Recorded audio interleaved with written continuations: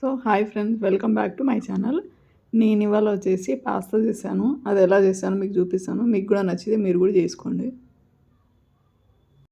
ముందుగా ఒక గిన్నె పెట్టుకొని గిన్నెలో వాటర్ వేసుకున్నాక ఇప్పుడు పాస్తాని వేసుకోవాలి.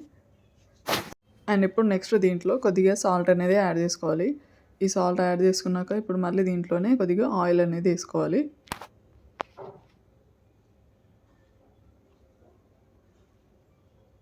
సో చూసారు కదా, పాస్తా అయితే మంచిగా ఉడికిపోయింది. ఇప్పుడు స్టవ్ ఆఫ్ చేసి దింపేసుకోవాలి.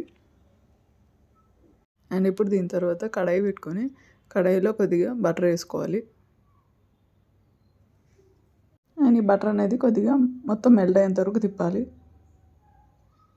అండ్ ఇప్పుడు నెక్స్ట్ దీంట్లో ముందుగా కట్ చేసి పెట్టుకున్న ఆనియన్ ముక్కలు అనేది వేసుకోవాలి. అండ్ ఇప్పుడు ఈ ఆనియన్ అనేది కొద్దిగా లైట్గా ఫ్రై అయిన తర్వాత ఇప్పుడు నెక్స్ట్ దీంట్లో కొద్దిగా బ్లాక్ పెప్పర్ పౌడర్ అనేది యాడ్ చేసుకోవాలి. యాడ్ చేసుకున్నాక ఒకసారి మొత్తాన్ని బాగా కలిపేసుకోవాలి. అండ్ ఇప్పుడు నెక్స్ట్ దీంట్లో 2 టేబుల్ స్పూన్ ఆఫ్ మైదా పిండి అయితే యాడ్ చేసుకోవాలి. ఈ మైదా అనేది యాడ్ చేసుకున్నాక ఒకసారి మొత్తాన్ని బాగా కలిపేసుకోవాలి.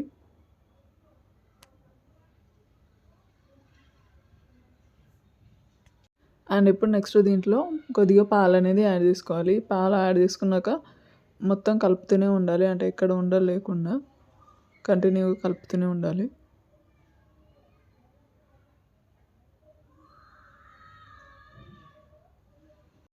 ఈ పాలు అనేది కొద్దిగా థిక్ కన్సిస్టెంట్ వచ్చిన తర్వాత ఇప్పుడు పాస్తా అనేది వేసుకోవాలి. ఈ పాస్తా వేసుకొని ఒకసారి మొత్తాన్ని బాగా కలిపేసుకోవాలి. అండ్ ఇప్పుడు నెక్స్ట్ దీంట్లో చీజ్ అనేది వేసుకోవాలి. ఈ చీజ్ వేసుకొని ఒకసారి మొత్తాన్ని బాగా కలిపేసుకోవాలి. సో చూసారు కదా, పాస్తా అయితే రెడీ అయిపోయింది. అండ్ మీరు కూడా ట్రై చేసి మీకు కూడా ఎలా కుదిరిందో నాకు కామెంట్ చేయండి. And thank you for watching.